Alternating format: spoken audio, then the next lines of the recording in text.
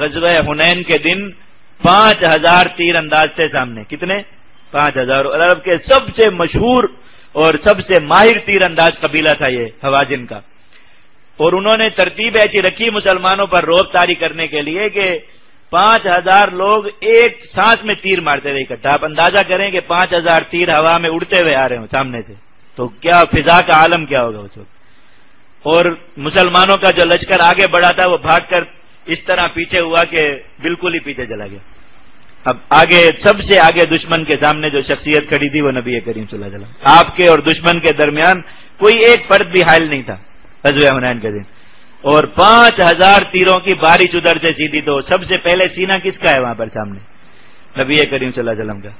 حضرت ابو سفیان بن حارث رضی اللہ عنہ نبی کریم صلی اللہ علیہ وسلم کے چچا زاد بھائی. حضرت ابو عبیدہ بن حارث جو بدر کے پہلے شہید تھے ان کے بھائی. انہوں نے کہا کہ میں نے نبی کریم صلی اللہ علیہ وسلم کے گھوڑے کا رکاب جو تھا جس میں آپ کا پاؤں تھا اس کو پکڑ کے میں کھڑا ہوا تھا کہ گھوڑا آگے نہ بڑھ جائے. اور حضرت ابو عباس رضی اللہ عنہ نبی کریم صلی اللہ علیہ وسلم کے چچا انہوں نے لگام پکڑی ہوئی تھی تاکہ گھوڑا قابو میں رہے. تو کہا کہ میں نے اس بارش میں دیکھا کہ نبی کریم صلی اللہ علیہ وسلم کا گھوڑا پھر بھی دشمن کی طرف آگے بڑھ رہا تھا. پیچھے ہٹنا تو دور کی بات ہے، وہ رک بھی نہیں رہا تھا، کھڑا بھی نہیں ہوا تھا اپنی جگہ پہ. کہا تھوڑا تھوڑا میں اس کے قدم دیکھ رہا تھا کہ وہ آہستہ آہستہ پھر بھی آگے بڑھ رہا تھا. یہ ہے ہمارے نبی جو 5000 تیروں میں بھی یہ سکھا کے گئے کہ مسلمان کی شان یہ ہے کہ اس کا قدم آگے جانا چاہیے. پیچھے ہٹنا تو دور کی بات ہے، رکنا بھی یعنی کھڑا بھی نہ ہو یہ دیکھنے کے لیے کہ کتنے تیر آ رہے ہیں، بلکہ اس وقت بھی کیا کرے آگے بڑھے کہ اگر جان چلی بھی جائے تو اللہ رب العزت کے یہاں یہ لکھا جائے کہ میرا یہ بندہ دشمن کی طرف بڑھتے ہوئے قتل ہوا، میدان جنگ سے پیچھے ہٹتے ہوئے یا لڑائی میں کسی جگہ پر کھڑے ہوئے ختم نہیں ہوا.